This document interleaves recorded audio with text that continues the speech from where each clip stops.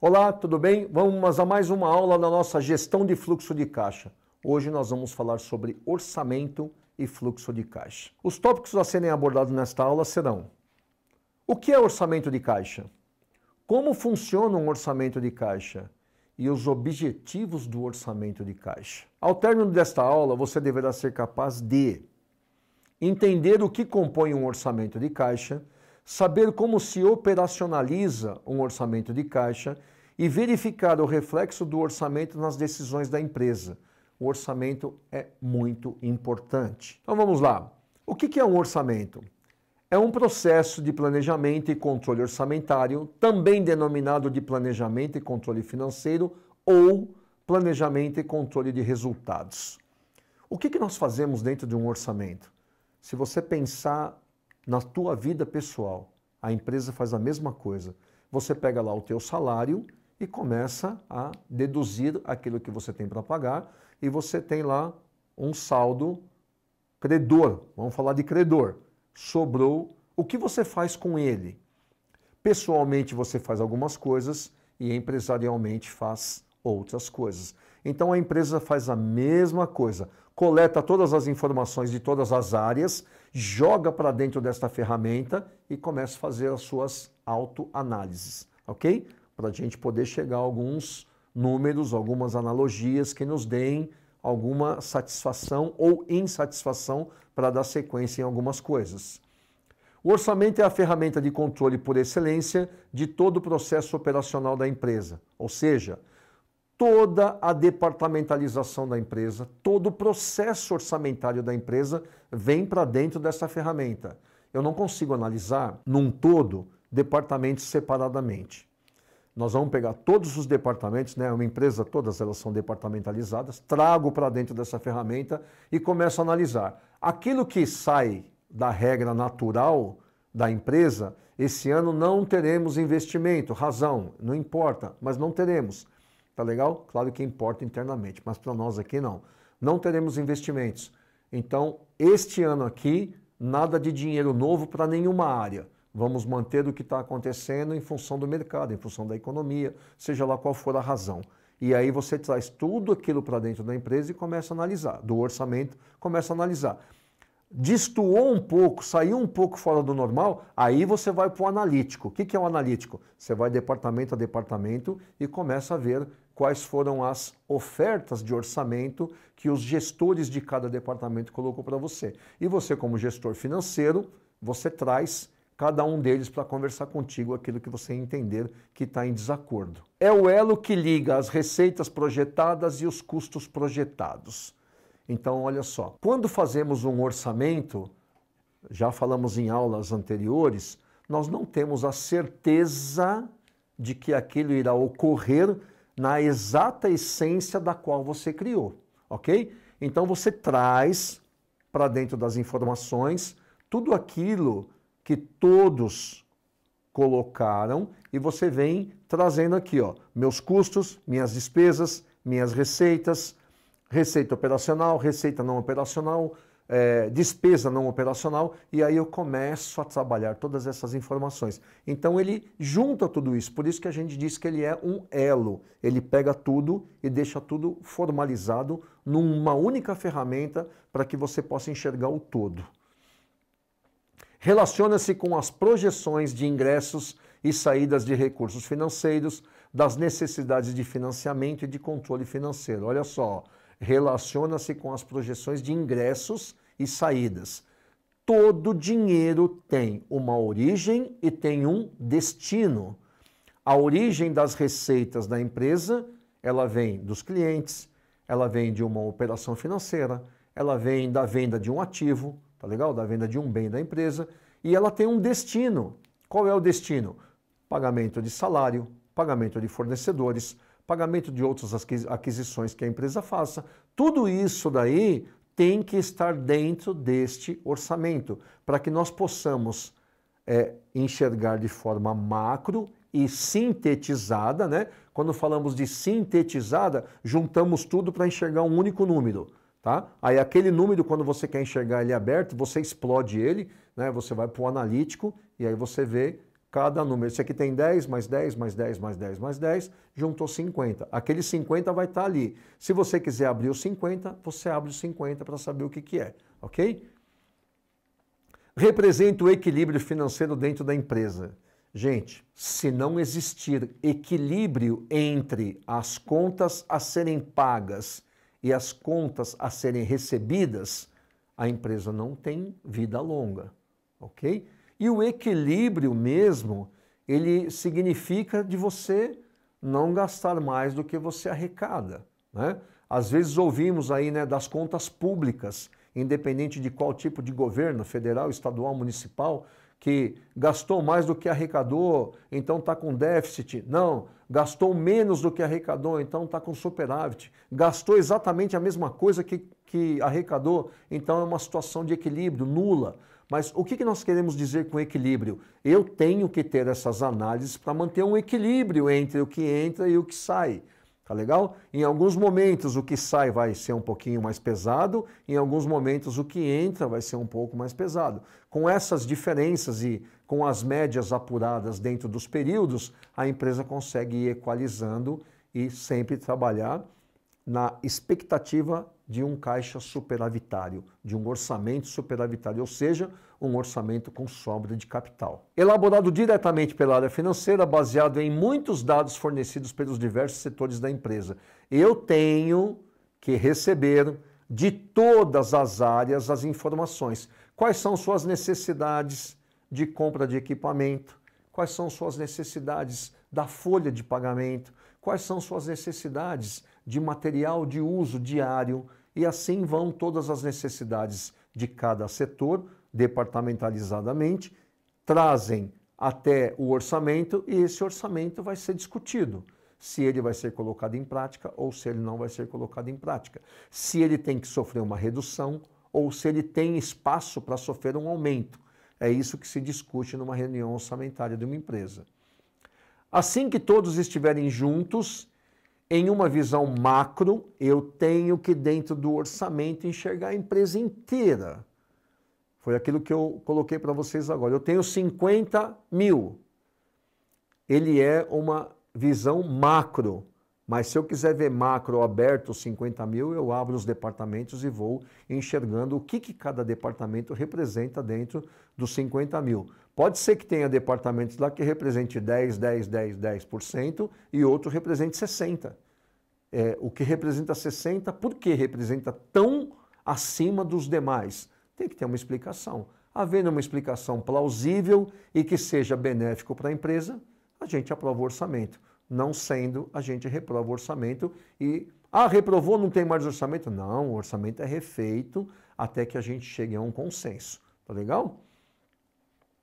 Então, juntamos tudo de forma macro, os micro. Cada departamento é micro e o orçamento é enxergado de forma macro. Enxerga a empresa inteira num único detalhe, ok? O orçamento nada mais é do que colocar na frente aquilo que está acontecendo hoje. Ou seja, é preciso e necessário programar o amanhã baseado nos fatos de hoje. São necessidades primárias de uma empresa.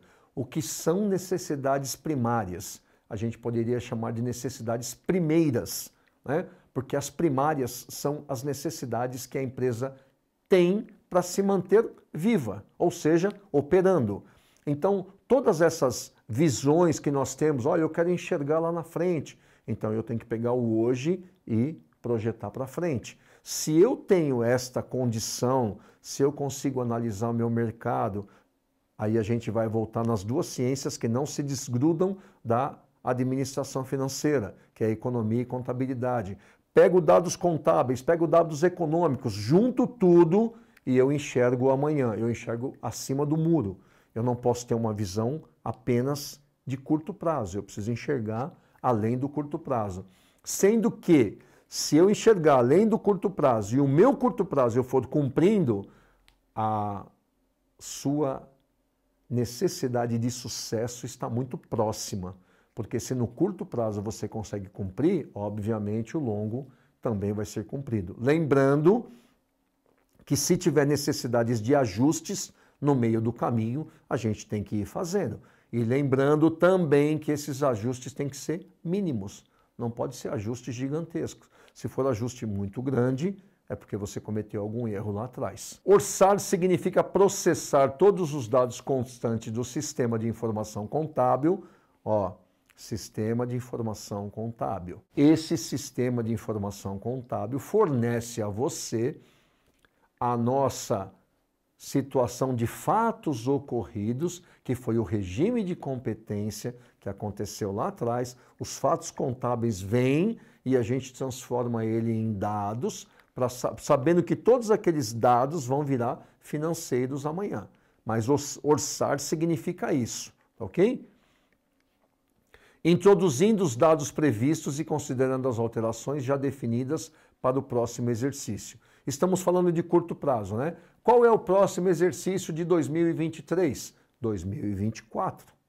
Então, eu tenho que orçar hoje 2024 e em cima de 2024 eu projeto 2025, 26, 27, até onde eu quiser, ok? Mas baseado naquilo que está acontecendo hoje, orço aquilo que vai acontecer no próximo ano e projeto esse orçamento para os demais períodos. Contudo, convém lembrar que o orçamento tem outros objetivos e estes devem ser buscados dentro do seu conjunto, sendo ferramenta ideal para o processo de congruência de diversos objetivos corporativos e setoriais.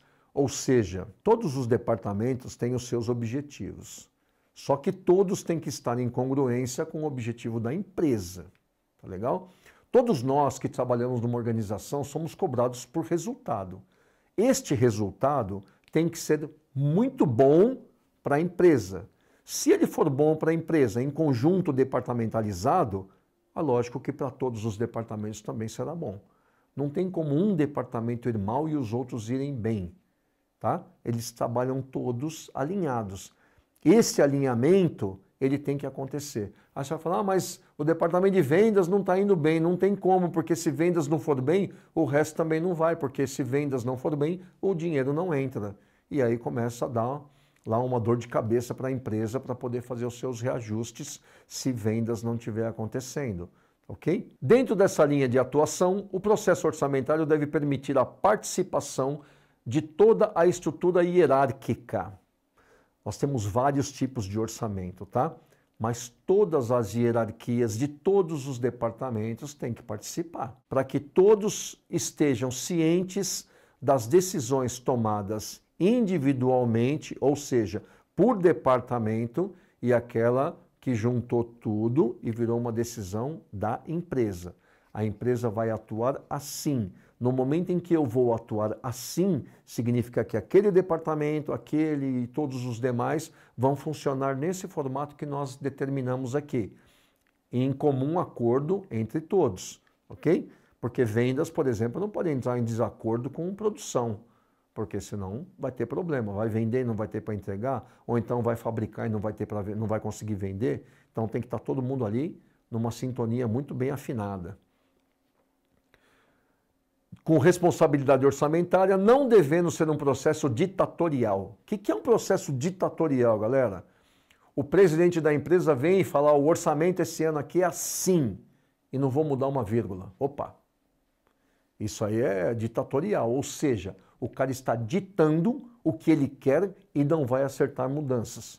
Não deve ser feito assim. Um orçamento tem que ser livre para todo mundo expor as suas situações. Aí o diretor, o presidente, sim, tem que cobrar o resultado para que a empresa, porque todo mundo trabalhando junto, apresenta o resultado. Se este resultado for alcançado, tá todo mundo bem, tá legal? Mas existe sim, a gente chama de top-down, né? A decisão vem de cima para baixo, tá? E isso daí é meio que impositivo. E quando é impositivo, gera uma certa restrição com os demais. É claro que, em última instância e em caso de dúvidas, prevalecerão os critérios da corporação. Mas todos os envolvidos no processo orçamentário devem ser envolvidos. Olha só, aqui a gente pode até fazer um comparativo entre uma pirâmide que tem a base no chão e uma pirâmide que tem o topo virado para o chão, ok? Se nós pensarmos numa empresa, a pirâmide está com a base no chão, porque o operacional são os que estão embaixo e os decisórios são os que estão em cima. Então a pirâmide fica nesse formato. Então a gente faz assim, ó, vamos imaginar um time de futebol. Onde é a base de um time de futebol são os jogadores. Os jogadores é que estão na parte de cima, então a pirâmide fica invertida. Então eu tenho jogador, técnico, diretoria e presidente. O presidente não entra em campo, ok?